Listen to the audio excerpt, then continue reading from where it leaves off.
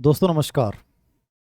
एक ऐसा बिंदु, छोटा सा बिंदु, जो साल भर से मुझे हजारों बच्चों ने पूछा है और मैंने हजारों बार जवाब दिया है। फिर भी 8 या 9 दिन पहले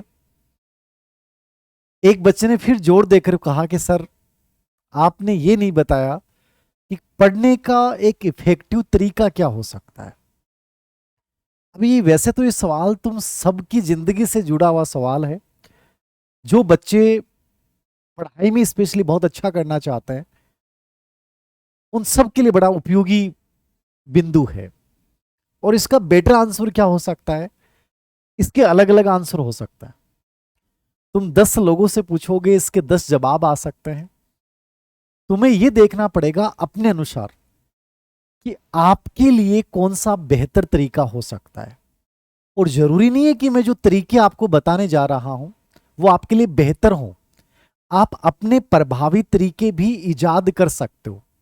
मैं जो आज आपको बताने जा रहा हूं, इसके माध्यम से उसका सार यही है कि ये मेरे जीवन से जुड़ा हुआ बिंदु भी है, जो मैंने तकनीक यूज की, या बहुत ज्यादा कुछ ना करते हुए इन तरीकों से मैं बहुत बेटर करता चला गया। और ये तकनीक उन लोगों के जीवन से जुड़ी हुई है जिन्होंने बड़ी प्रसिद्धि प्राप्त की है। उनके जीवन, उनकी ऑटोबायोग्राफी से मैंने कुछ चीजें ली हैं, तो उसी को सार रूप में बताऊंगा कि पढ़ने का सबसे बेहतर तरीका क्या हो। पहली चीज, किसी को तुम इंप्रेस करने के लिए यदि पढ़ रहे हो तो याद रखना वो तरीका ही गलत है और कोई भी तरीके काम नहीं आएंगे। आप अपने आप को इंप्रेस करने के लिए पढ़ रहे हो, वो सबसे जरूरी चीज है। दूसरों को इंप्रेस करने के लिए मत पढ़िएगा। रुचि आपकी है तो हर तरीका प्रभावी हो जाएगा। यदि आपका इंटरेस्ट क्रिएट नहीं हो रहा है, यानी आप उस कारण को नहीं खोज पाए हैं जो आपको यहां प्रेरित कर रहा है, तो शायद मेरे तरीके बताने के बाद भी बहुत बड़े बदलाव आपके अंतर्गत नहीं आए। फिर भी इस वीडियो को आराम से देखिएगा, आराम से देखिएगा मत।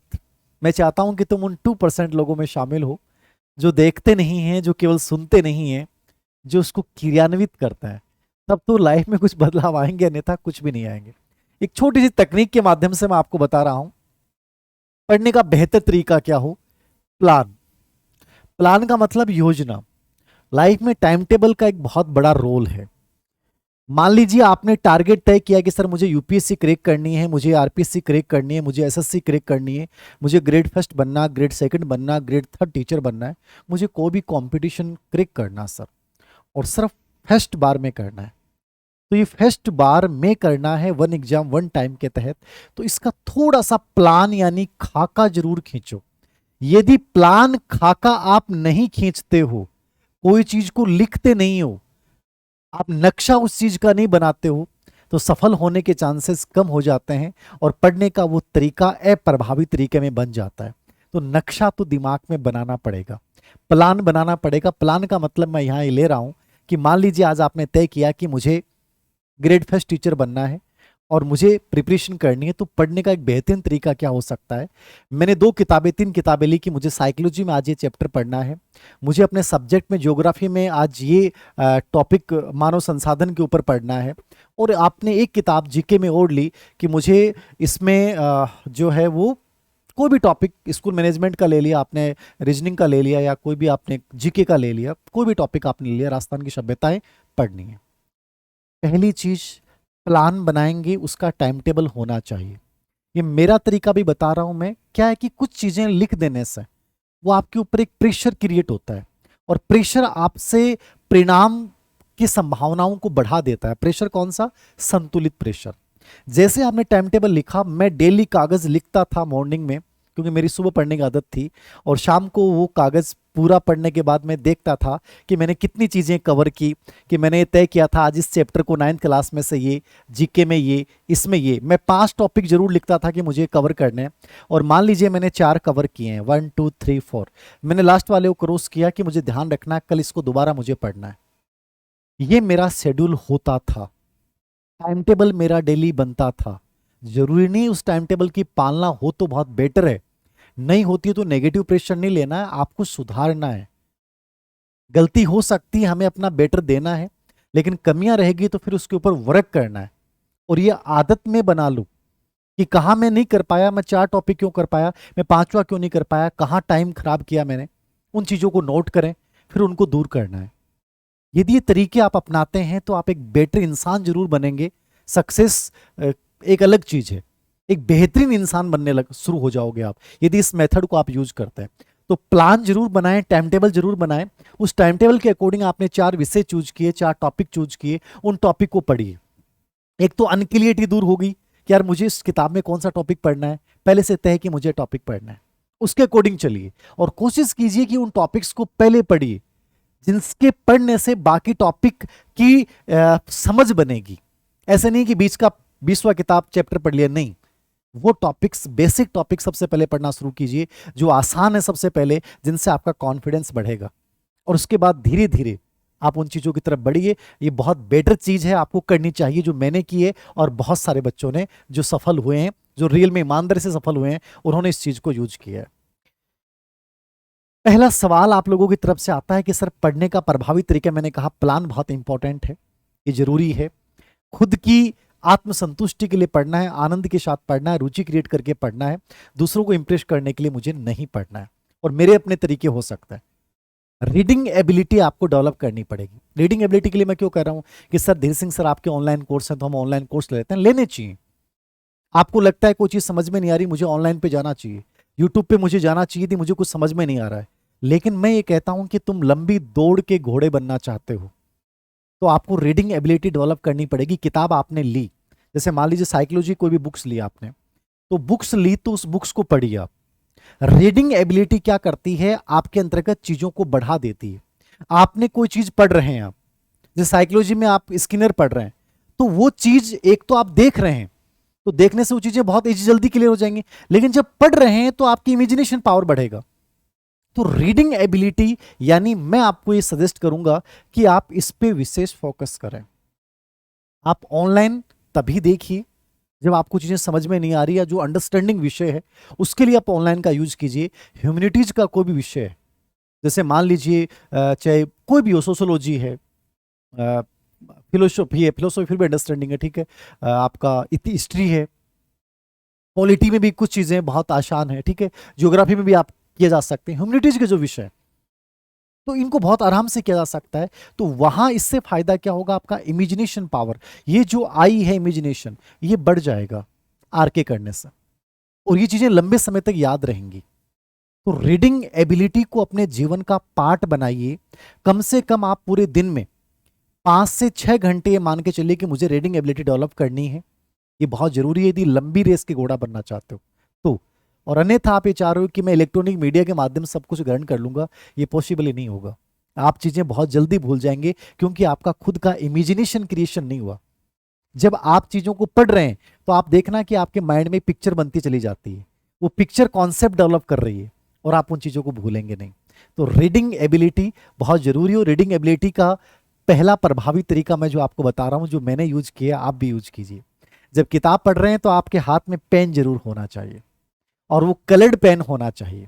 वो कलर्ड पेन का साइकोलॉजिकल महत्व क्या है कि जब कोई चीज आप नॉर्मल ब्लू पेन से लिख रहे हैं तो वो नॉर्मल है आपके लिए। आपने जब डिफरेंट कलर उसमें यूज किया, मार्कर यूज किया, तो वो चीज क्या करेगी, वो अपील करेगी। और गेम किसका, मनोविज्ञान का, अपील करेगी कि यार ये चीज बहुत इंपॉर्टेंट है, मुझे करना है। मैंने हमेशा किताबें पढ़ी हैं, सब कुछ पढ़ा है, लेकिन ये मुझे पता होता था कि जिस किताब पे मैं विशेष अंडरलाइन करके लगाता था कि चीज बड़ी इंपॉर्टेंट है, एम लगा लिया, वो चीज कभी भूलता नहीं था। और ये आपकी भी एबिलिटी, आपकी भी अंदर भी एटीट्यूड, नजरिया होगा। तो कोशिश करें कि कलर पेन का यूज करें।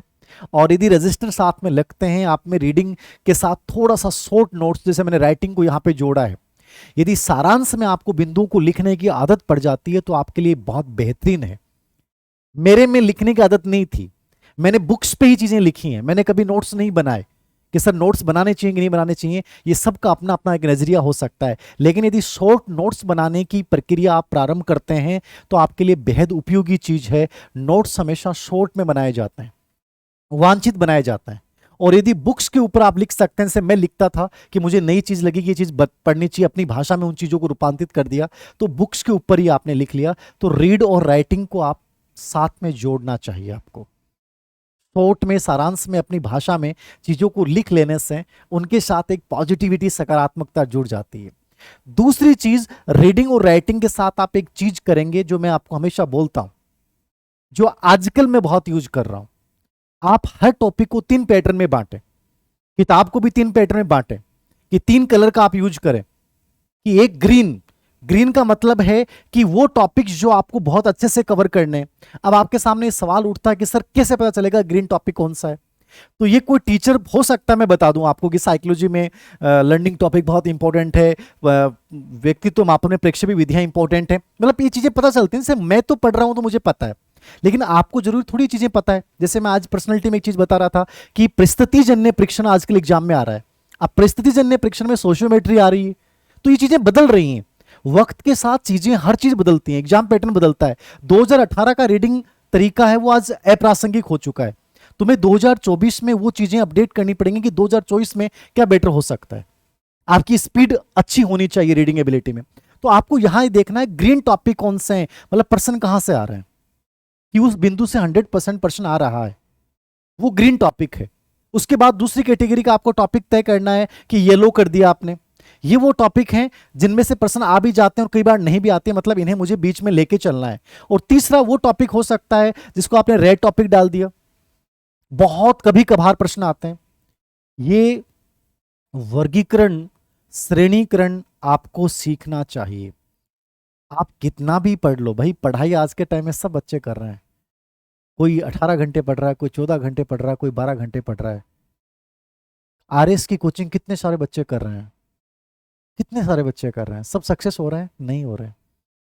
जयपुर राजधानी में कितने बच्चे पढ़ रहे हैं, अलग दिल्ली में कितने बच्चे पढ़ रहे हैं, क्या सब सक्सेसफुल हो रहे हैं? नहीं हो रहे हैं। चीजें कितने बेहतर तरीके से तुम करते हो, ये आपको दूसरों से अलग बनाता है। आसान रास्ता चुनना बहुत आसान है, सीधा है, चलते जा रहे हो आप। लेकिन जिसमें गोल घेरे हैं ना, स्पाइरल जो है, वहां वही बच्चा चलेगा जिसको डिफरेंट करके दिखाना है। तो इस प्रोसेस को पहचानिए। ये मेहनत आपको टीचर करके दे सकता है, लेकिन मैं फिर भी कहता हूं आपको खुद करनी चाहिए, जो मैंने खुद की है। कि ग्रीन टॉपिक कौन से हैं, येलो टॉपिक कौन से हैं, रेड टॉपिक कौन से हैं, ये वर्गीकरण पढ़ते समय साथ साथ में चलना चाहिए। तीसरी चीज मैंने कहा मूल्यांकन। अगर मूल्यांकन ही एक्सरसाइज है, अभ्यास। अभ्यास क्यों इंपॉर्टेंट है? सीखने को प्रभावी बनाने के लिए। कि आपने पढ़ लिया, आपने एक महीने केवल एक किताब को पढ़ा, दूसरे महीने दूसरी किताब को पढ़ रहे हैं, बहुत गलत तरीका पढ़ रहे हैं। हमेशा याद रखना 3 से 4 चीजें आप साथ लेके चलिए। आप सब्जेक्ट पढ़ रहे हैं तो सब्जेक्ट के साथ आपका जीके का एक पार्ट होना चाहिए। उसको इंटरेस्टिंग बनाने के लिए साइकोलॉजी साथ में होना चाहिए, या कोई स्कूल मैनेजमेंट का आपने विषय चुन लिया, कुछ भी करंट चीजें आपने ले ली। 3 से 4 विषयों को साथ पढ़ने से पहला फायदा तो ये होता है, बोरियत फील नहीं होती है। दूसरा, आपके अंदर ये कॉन्फिडेंस आता है कि यार मैं चीजों को साथ लेके समानांतर लेके चल रहा हूं, इसमें मैंने ये पढ़ लिया, इसमें मैंने पढ़ लिया। वरना प्रेशर आएगा, यार जीके तो पूरा पढ़ा है, ये चीज तो पूरी ऐसे जी पढ़ी है। तो वो नेगेटिव प्रेशर तुम्हारी पूरी की कराई मेहनत को पानी मिला देता है। तो इसलिए जरूरी यह है कि चीजों को समानांतर लेके चले।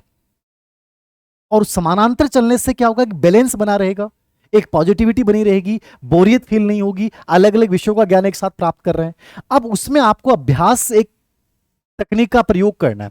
अभ्यास तकनीक का मतलब कि मैंने आपको पहले ही बोला है कि कोई भी टॉपिक जैसे मैं पढ़ता था तो मैं हर चौथे या 5वें दिन उसको रिवीजन करता था। आप कोई भी तरीका अपना लिया, आपने एक दिन बाद में पढ़ा तो उसको 6ठे या 7वें दिन रिपीट कर रहे हो, ठीक है। फिर 15वें या 16वें दिन रिपीट कर रहे हो, फिर आप 28वें दिन रिपीट कर रहे हो। अमूमन ये कहा जाता है किसी टॉपिक को यदि 3 बार रिवीजन कर लिया जाता है तो उस टॉपिक को कभी भूल नहीं सकते।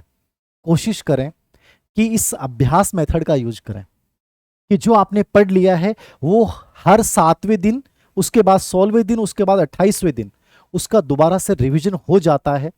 तो पढ़ा हुआ लंबे समय तक याद रहता है और कॉन्फिडेंस आपका बढ़िया बना रहता है। तो अभ्यास तकनीक का यानी जितनी प्रैक्टिस आप कर सकते हैं, जितना रिवीजन आप कर सकते हैं, उसका रिवीजन करना चाहिए। कंटेंट सीमित होना चाहिए, बहुत ज़्यादा कंटेंट आपको नहीं पढ़ना है, लेकिन कितनी बार रिवीजन करते हो ये तुम्हारी सफलता को सुनिश्चित करता है। चाहे छोटी एग्जाम हो, चाहे दुनिया का सबसे बड़ा कॉम्पिटिशन हो, तो प्रैक्टिस, अभ्यास बहुत इंपॉर्टेंट है। इमेजिनेशन मैंने आपको बताया था कि जिंदगी में जब पढ़ते हैं तो पिक्चर अपनी खुद की बनाओ, वो बहुत लंबे समय तक चीजों को याद करने में योगदान देती है। कि मैंने कोई चीज बताई तो उसकी पिक्चर क्रिएट होनी चाहिए, उसको भूलोगे नहीं। तो इमेजिनेशन का प्रयोग आपको करना चाहिए, प्रतिबिंब आपको अधिकतर बनाने चाहिए। इसलिए जब आप नोट्स बनाते हैं तो आप डायग्राम्स के रूप में, रेखाचित्र के रूप में यदि कोई चीज को पढ़ते हैं तो बहुत लंबे समय तक याद रहता है। पी, पोमोडोर तकनीक। ये पोमोडोर तकनीक क्या है कि जब भी आप पढ़ते हैं तो एक ब्रेक जरूर लें। ब्रेक जैसे शुरुआत में मैंने 10th 12th तक पढ़ा, मेरी अचानक से जब इंट्यूशन आया, क्रांतिकारी बदलाव आया कि मुझे कुछ पढ़ना चाहिए, तो मैं 3-3 4-4 घंटे पढ़ता रहता था। लेकिन वो 3-4 घंटे लगातार पढ़ा हुआ वो बोरियत फील करवाता है और वो आपको याद नहीं रहेगा। कोशिश करें कि हर 50 मिनट या 45 मिनट के बाद 5 से 10 मिनट का ब्रेक हो। इस ब्रेक में, पोमोडोर तकनीक में, ये विशेष मैं आपको सुझाव कहूंगा कि मोबाइल मत उठा लेना। तुमने मोबाइल चला लिया इस गैप में तो जो चीजें तुमने पढ़ी हैं वो चीजें सब गायब हो जाएंगी, और वो चूंकि वो इंटरेस्टिंग लगी तुम्हें तो उस इंटरेस्ट ने तुम्हारे आगे के इंटरेस्ट को, पुरानी चीजों को कंप्लीटली डिस्ट्रॉय कर देगा। तो मोबाइल को नहीं यूज करना है। जो 5 से 10 मिनट जब तुम पोमोडोर तकनीक के तहत रेस्ट कर रहे हो तो तुम चल के कहीं आ जाओ, पौधों के बीच में पानी डाल के आ जाओ, पौधों को देख लिया तुमने, आसमान को निहार लिया, या शांत मन से बैठ के उस चीज को जो पढ़ा था उसको माइंड ही माइंड में रिवाइज कर लिया। वो ज्यादा बेटरफुल तकनीक है। लेकिन तुमने मनोरंजन करने के लिए मोबाइल निकाला, रील्स देखी, तो याद रखना तुमने जो 50 मिनट या 45 मिनट दिए हैं वो भी तुम्हारी डिस्ट्रॉय होगी। तो ब्रेक जरूर लें, लेकिन उसमें इलेक्ट्रॉनिक संसाधनों का प्रयोग उस समय नहीं करें। यह पोमोडोर तकनीक है। इस पोमोडोर तकनीक के साथ में एक चीज और भी बता रहा था, मैंने लिखी थी, हाँ 2 या 3 विषय वाला तो मैंने बता दिया, इसी के साथ है, ठीक है। एक जो विषय आपको कम समझ में आता है, कई बच्चों का यह सवाल होता है कि सर कुछ सब्जेक्ट ऐसे होते हैं, कुछ टॉपिक ऐसे होते हैं जो पता ही नहीं चलता कि सर समझ में आएगा कि नहीं आएगा। कोशिश करें कि उसको मॉर्निंग सेशन में, ये तो आपके ऊपर डिपेंड करता है कि आपको लेट नाइट पढ़ना अच्छा लगता है। जैसे मेरे को मॉर्निंग सेशन सबसे बेस्ट लगता है क्योंकि माइंड फ्रेश होता है और चीजें जल्दी आती। तो उस टॉपिक को जो सबसे कठिन लग रहा है उसको आप उस समय पढ़ें जब आप एक नींद लेने के बाद खड़े होते हैं। वो जल्दी एडेप्टिव होगा, जल्दी आप उसको ग्रहण कर पाएंगे। एक थोड़ा सा चल के या बॉडी लैंग्वेज, जैसे आपकी बॉडी, यदि आप सो रहे हैं तो उस समय उस चीज को मत पढ़ें। उस समय जब आप बहुत कंफर्ट फील कर रहे हैं और आराम से स्टडी टेबल पे बैठे हैं, उस समय लिख रहे हैं, तो वो उस टॉपिक को यूज करें, धीरे धीरे पढ़ें उसको, लेकिन वो टॉपिक बहुत अच्छे से समझ में आ जाएगा। ऐसा नहीं होगा कि उस टॉपिक ने आपको इतना ज्यादा खिल कर देगा, ये तो होगा ही नहीं। वो इसलिए हो रहा है क्योंकि तुम्हारे अंदर इनफेरिटी आ रही है कि यार मैंने खूब कोशिश कर ली। तो थोड़ा शांत मन में जाकर जब दोबारा आएंगे तो टॉपिक तुरंत समझ में आ जाएगा और धीरे धीरे से उसको पढ़ें, बहुत जल्दी से याद हो जाएगा।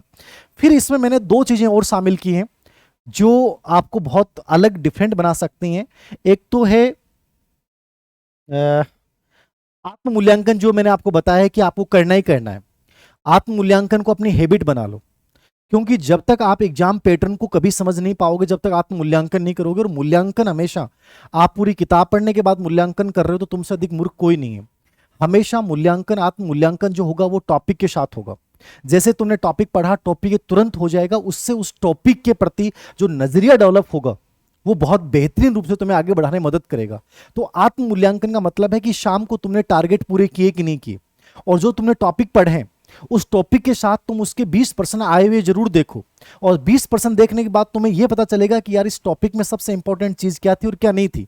मैं यही तो क्लास में बताता हूं कि भाई नई चीजें क्या आ गई, कि परिस्थिति परीक्षण पे क्या नया प्रश्न पूछ रहा है, स्किनर पे नया प्रश्न क्या आ रहा है, मेस्लो में क्या नई चीज जुड़ चुकी है।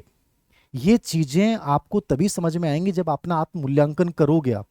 तो वो जो एक इमेज क्रिएट होगी ना, वो बहुत बेटर होगी। तुम उस टॉपिक को तुमने पढ़ लिया और तुम 10 दिन बाद में उसके अभ्यास कर रहे हो तो ये सही नहीं है, जस्टिस ही नहीं है, तुम्हारी मेहनत गलत दिशा में कर रहे हो, समझ रहे हो। तो इस प्रकार से अपनी ऊर्जा को खर्च करने से बेटर है पढ़ना ही छोड़ दो। पढ़ो तो प्रभावी तरीके से पढ़ो, इस कॉन्फिडेंस के साथ पढ़ो कि मुझे इस एग्जाम को केवल एक बार देना है। तो आत्म मूल्यांकन, सेल्फ इवैल्यूएशन का यूज करना है। और दूसरा मैंने एससी का यूज किया है, आत्म प्रभावकारिता। आत्म प्रभावकारिता शब्द को मैं क्यों यूज कर रहा हूं, गेम तो पूरा मनोविज्ञान का ही चलेगा। आत्मबल से बड़ा कोई बल नहीं होता है।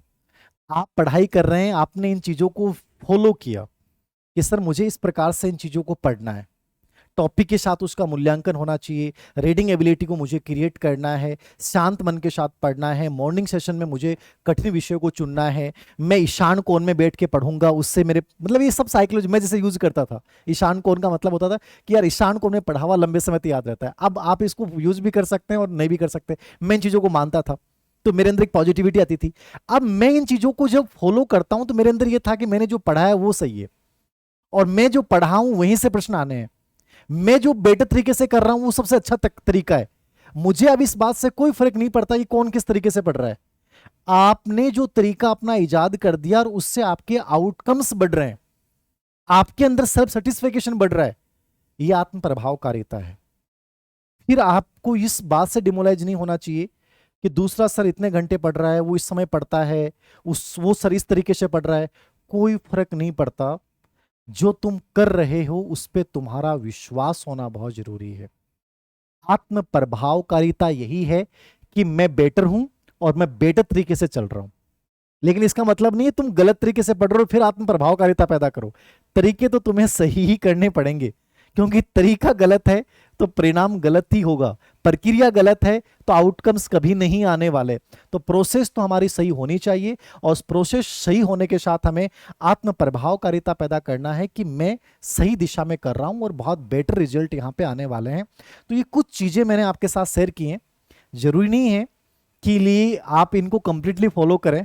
कंप्लीटली फॉलो करते हैं तो मैं मानता हूं कि तुम्हें दुनिया में किसी कोचिंग की जरूरत ही नहीं है।